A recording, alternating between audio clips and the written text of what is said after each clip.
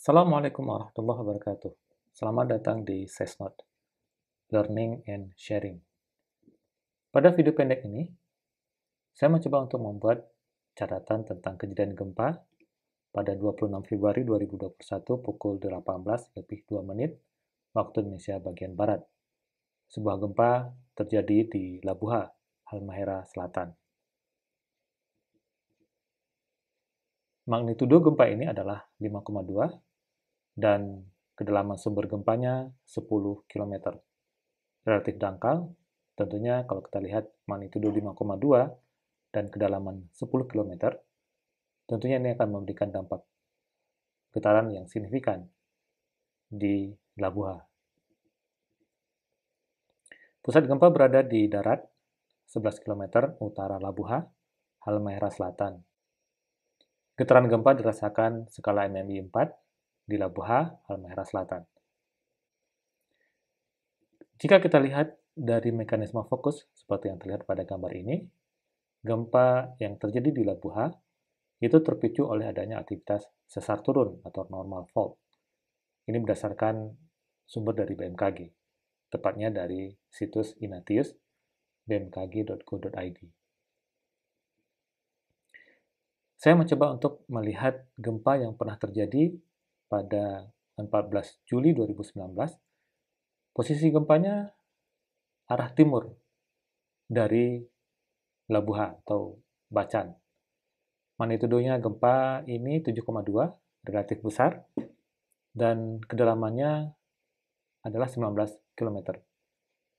Menariknya adalah mekanisme gempa ini adalah sesar geser, dan tentunya berbeda dengan gempa yang terjadi pada tanggal 26 Februari, yaitu sesar naik. Kita coba melihat dua gempa tersebut. Gempa yang terjadi pada 26 Februari 2021, magnitudo 5,2, berdasarkan mekanisme fokus yang dirilis oleh BMKG, gempa ini adalah gempa yang terpicu oleh sesar normal. Sedangkan gempa yang terjadi pada 14 Juli 2019, magnitudo 7,2, berdasarkan katalog USGS, memiliki mekanisme sumber gempa adalah sesar geser.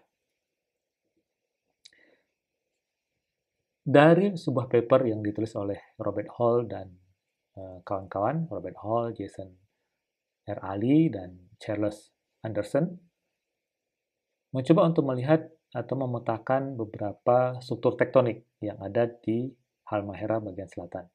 Nah, di sini menarik bahwa kita menemukan adanya Sula Sorong Fault yang merupakan kemenerusan dari sesar Sorong. Kemudian ada percabangan yang bergerak secara sesar mendatar atau geser, yaitu Molucca Sorong Fault. Dan ada yang mengarah ke utara sampai ke Bacan.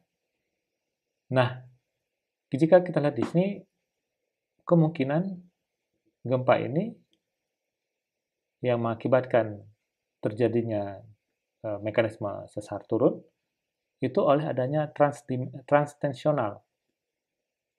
Jadi sebuah proses, ada opening di situ akibat adanya pengaruh dari sesar mendatar dari pencabangan sesar Sorong Maluku. Itu beberapa kejadian gempa seperti ini pernah terjadi di sesar mendatar yang mengakibatkan adanya tensional dari struktur yang terjadi di tempat tersebut.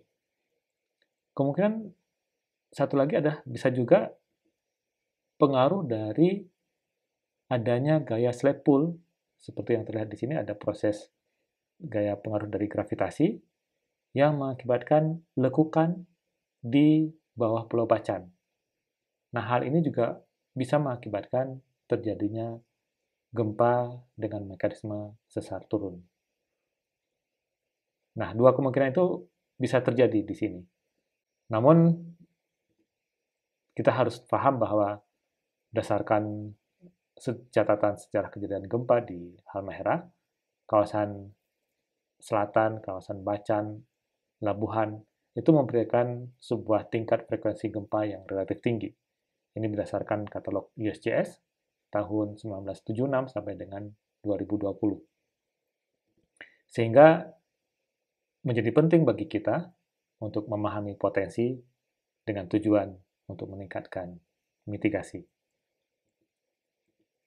Terima kasih.